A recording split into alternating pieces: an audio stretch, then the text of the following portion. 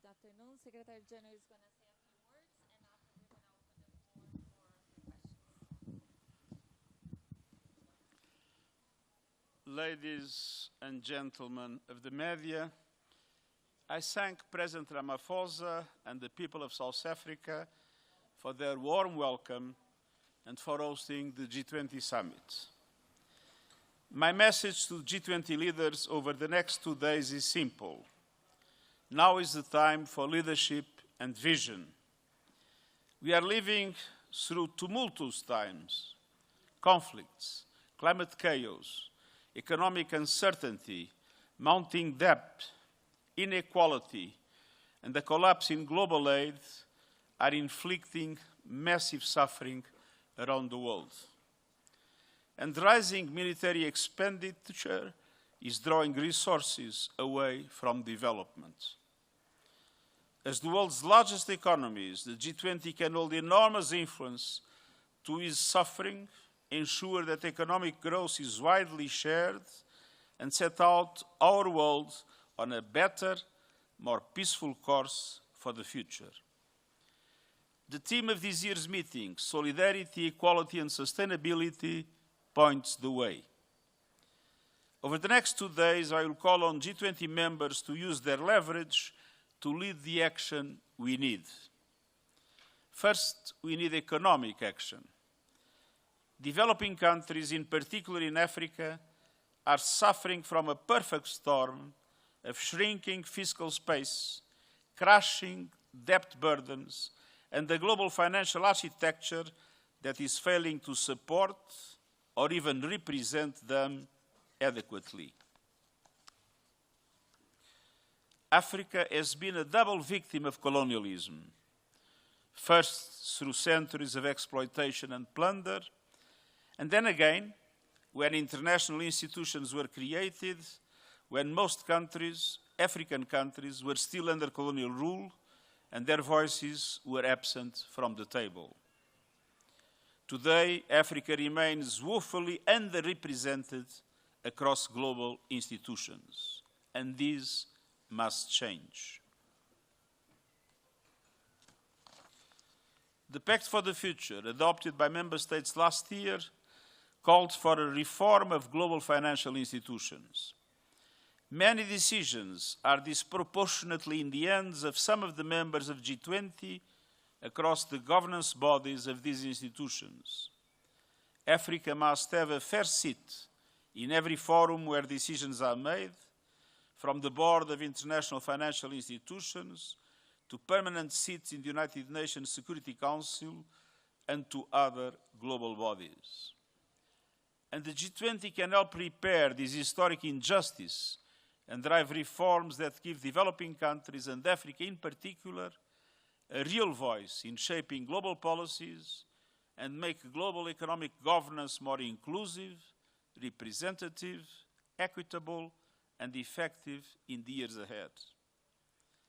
I will also urge G20 members to live up to the commitments made in June in the Financing for Development Conference in Sevilla to unlock more finance for developing countries, to triple the lending power of multilateral development banks, to increase their role in leveraging more private finance, to ease debt burdens with new instruments to reduce borrowing costs and risks, and speed up support for countries facing debt distress, drawing on recommendations from my debt expert group. To help developing countries strengthen their capacity to mobilize domestic resources, and to build trade bridges, not trade barriers. Too many developing countries, especially in Africa, find themselves at the bottom of value chains or locked out of trade opportunities. G20 members can lead the way by dismantling trade barriers and ensuring trade-free access to their markets for the poorest countries. Meanwhile, inequality has become a cancer in our societies, concentrating power and eroding trust in democracy. I commend the G20 presidency for commissioning a bold report on global inequality. Second, we need climate action. The ongoing COP30 meeting demonstrates how much work needs to be done. Countries have failed to keep temperatures to the 1.5 degree temperature rise limit. Science tells us that a temporary overshoot above this limit is now inevitable. And we must make this overshoot as small, short, and safe as possible. Avoiding more climate chaos means bridging the adaptation gap urgently. And that requires a massive scale-up of financing. Developed countries must keep their promises by doubling adaptation finance to at least $40 billion this year and giving confidence that meaningfully increased affordable and accessible adaptation finance will be scaled up beyond 2025. By mobilizing the $300 billion per year promised to developing countries by 2035, and by delivering on the Baku to Blame plan, mobilizing all relevant partners for the $1.3 trillion annually to be achieved in climate finance and in the same time framework for developing countries. Simultaneously, it's time to capitalize the Loss and Damage Fund, including exploring possibilities of innovative finance. And we also need to supercharge the just transition to renewable energy. Last year, 90% of new power capacity came from renewables. Global investment in clean energy reached $2 trillion, 800 billion more than fossil fuels. But only a negligible proportion went to Africa. Africa should be at the heart of this clean energy revolution. The continent holds immense solar and wind potential, but lacks the investments needed to harness them. A just energy transition must also mean to entirely electrify Africa, powering homes, schools, clinics and industries, and creating decent jobs for its young people. No one should be left in the dark by the clean energy age, least of all a continent that has contributed the least to the climate crisis. The economics are on our side, but political will needs to catch up. Fossil fuels still receive vast subsidies. Corporations are pocketing record profits from climate devastation, and lobbyists continue to greenwash the truth, while developing countries are locked out of a greener future. Ensuring that all countries can make this shift means aligning national policies and budgets with a just energy transition. And it means providing resources and technology to help developing countries invest in grids, storage, and efficiency. It means supporting workers and affected communities to make the transition through training, protection, and new opportunities. And it means unlocking finance at scale for developing countries by cutting the cost of capital and crowding in private investment. I will discuss these issues in detail with G20 leaders tomorrow. Finally, we need action for peace. I will call on G20 members to use their influence and voices to end the conflicts that are causing so much death, destruction, and destabilization around the world.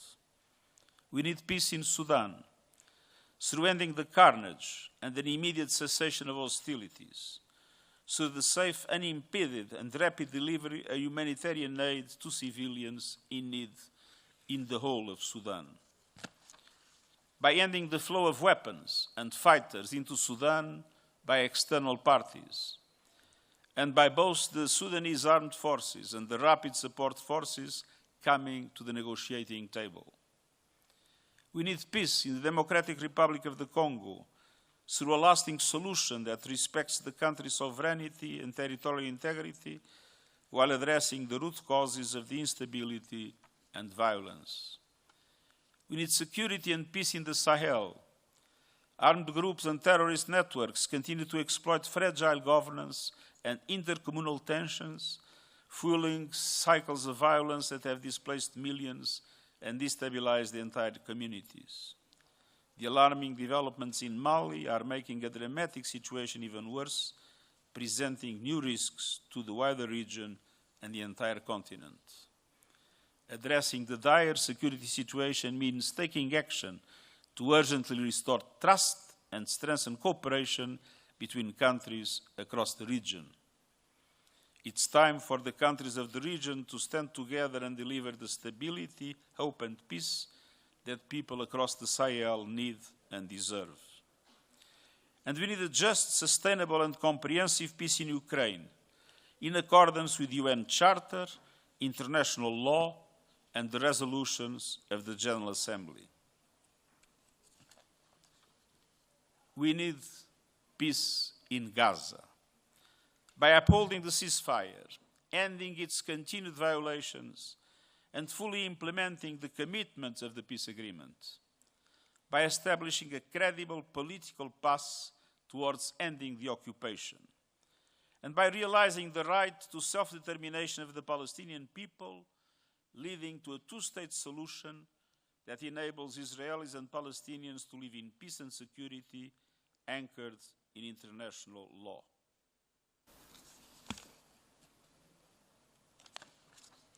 And everywhere, from Haiti to Yemen to Myanmar and beyond, we must choose peace anchored in international law. Ladies and gentlemen of the media, I look forward to a productive summit, and I thank the government and people of South Africa for their warm welcome.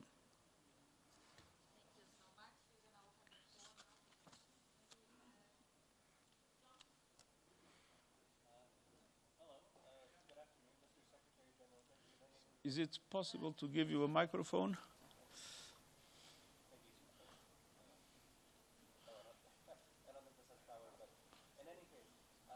I think you need to turn here. He's going to help you. Maybe you need another microphone. Okay, this one is working. Thank you.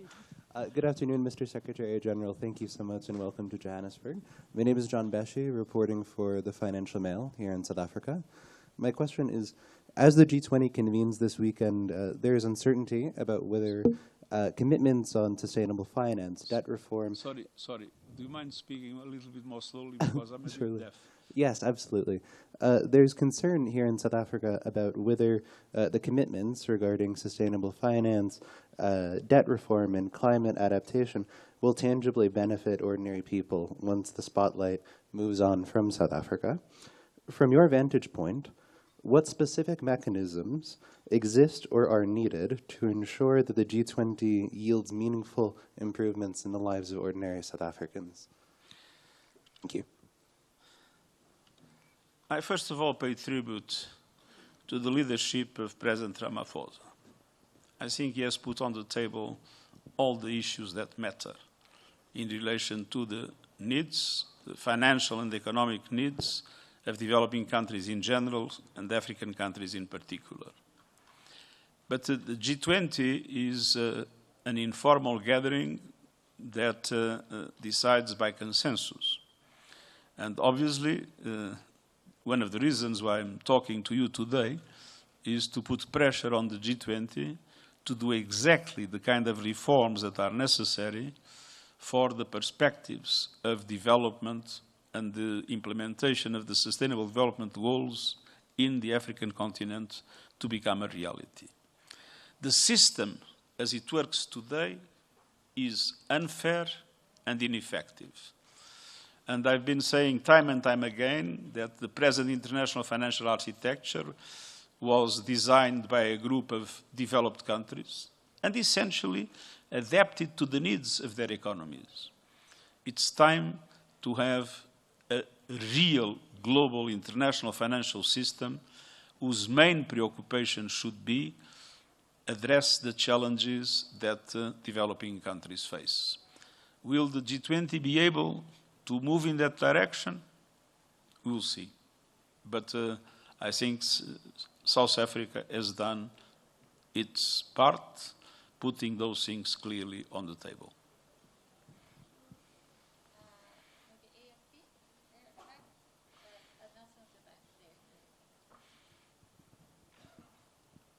Thank you much, SG. You mentioned about, my name is Hilary Rinde from AFP. You mentioned, talked about sustainable and comprehensive peace plan in Ukraine. I just wanted to know what's your overall assessment of the 28 peace plan that has been brokered by the US. Do you have some of the issues that are promising in that peace plan, and do you have some that you think still need more discussion?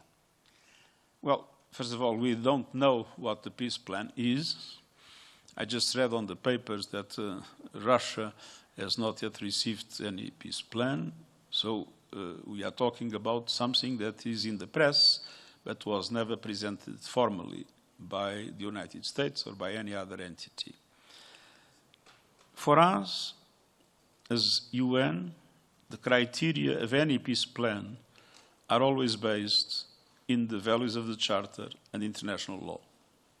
And so obviously for us, a peace solution for the Ukraine that is in line with these principles would also abide by the resolutions of the General Assembly that have clearly indicated that the territorial integrity of the Ukraine, and in general around the world, the territorial integrity of states must be respected.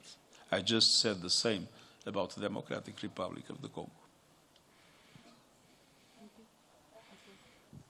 Olga Bataman, RT, and I would like to follow up on what you just mentioned. Thank you so much for highlighting that so many countries of Africa and of the global south are severely underrepresented in key UN structures. So first of all, is your organization going to address this issue in the near future or in the long run? And for example, just recently, Nigeria protested that there was a UN event arranged by the United States where Nigeria was discussed, but Nigerian delegation was not even invited, and Nicki Minaj was speaking at that event. So how can it happen that issues concerning individual states can be discussed at UN forums or events without their participation? Thank you so much for your reply. Well, there might have been that event. It's the first time I hear about it. We had a very important summit in Nigeria on counterterrorism, so it's not our intention at all to make Nigeria not present in all our discussions.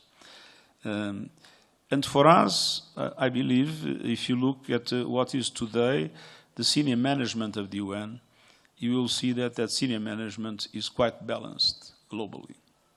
And at the same time, if you look at the programs of action of most of the UN entities, they are essentially focused on the interests of developing countries. But there is one problem that I cannot solve, because when people look at the UN, many people do not see the humanitarian work that we do, sometimes in extremely difficult circumstances. 400 of our staff was killed in Gaza. People do not see our effort in pushing for the reform of the international financial architecture. People do not see our efforts in pushing for climate action and climate justice, or our efforts in relation to gender equality. People see the Security Council. That's what appears in the headlines. And obviously, the Security Council is something created long ago and represents a world that no longer exists. There are no permanent representatives from Africa or from Latin America. And there are 3 European permanent representatives, the UK, France, and Russia. People might argue, but Russia is essentially a European country. It has also an Asian part, but its center is in Europe. I mean, this is totally at odds with the reality of today's world. And so, one thing I can guarantee is that in the action of the Secretariat of the UN, we will be doing everything to correct inequalities and injustices and to guarantee effective representation to developing countries. But we have not the power to reform the Security Council or to reform the IMF or the World Bank. All these depend on the will of member states. And usually those that have power are quite reluctant in accepting a redistribution of that power.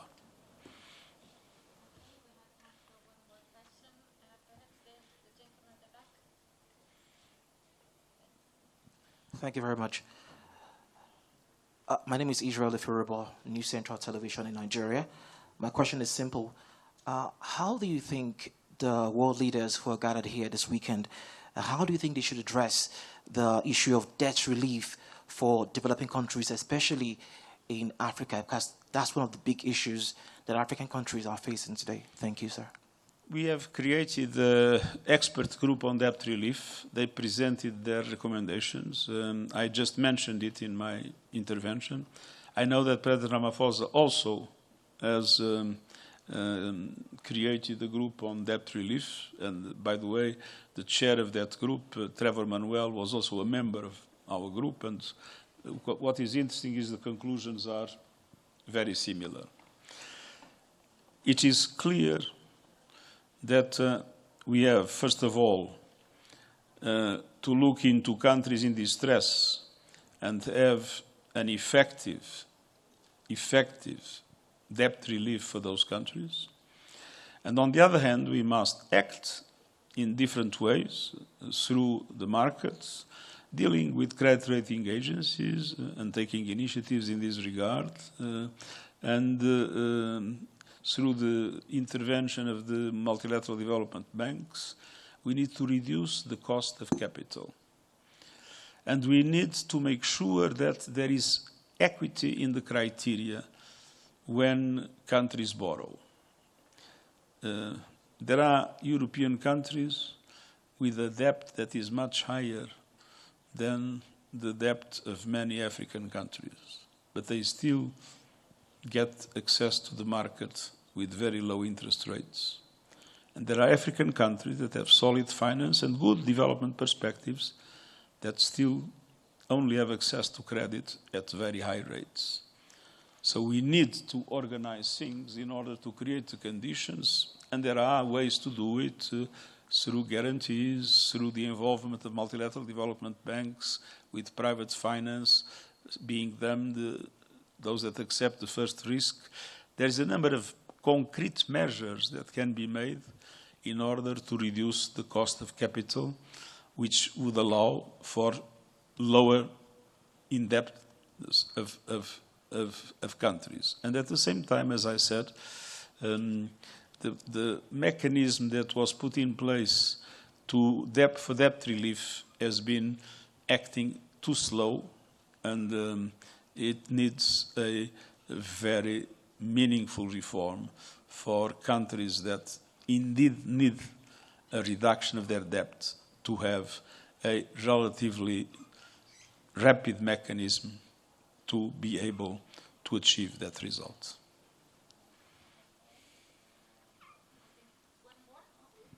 Okay. Thank you, Mr. Secretary-General from the Democratic Republic of Congo. My first question is about climate issue. So do you think that COP30 in Belém was a success, or still a success, or a failure, without some G20 members? I'm talking about climate in Brazil, Belém. Do you find that it's a success, or it's a failure, without some G20 members? And how can you convince some of these countries absent in Belém to the resolution of doubling the adaptation finance, as you said on your address before?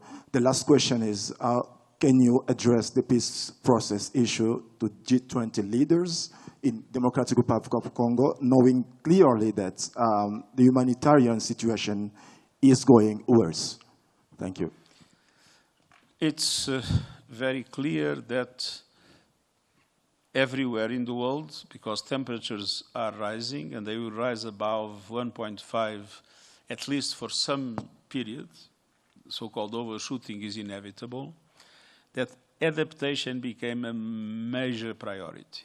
And one of the things I tried to fight in my presence in the COP was to achieve a guarantee that the adaptation funding will triple until 2030. And so this is one of the very important things that is being discussed in the COP. But it is also clear that it doesn't make sense to spend more and more money to correct the impacts of disasters and not to do everything possible to avoid the disasters. And to avoid the disasters means a drastic cut in the emissions. And so, with the same insistence in which I asked for tripling the funding for adaptation, I asked for a clear indication of how we are going to move the transition away from fossil fuels into renewables, and at the same time, how, taking into account that the national determined contributions presented by states still lead to 2.3 to 2.5 degrees limit, how can we intensify our efforts to have a much more drastic reduction of emissions in the next few years? Now, the COP is confronted with these things, and there are obviously contradictory interests in the COP as there are in the G20. And my hope, the Brazilian presidency has been conducting it very effectively, as the South African presidency has been conducting the G20 work very effectively. I hope that in both cases they will be able to obtain meaningful results. Thank you very much. Sorry?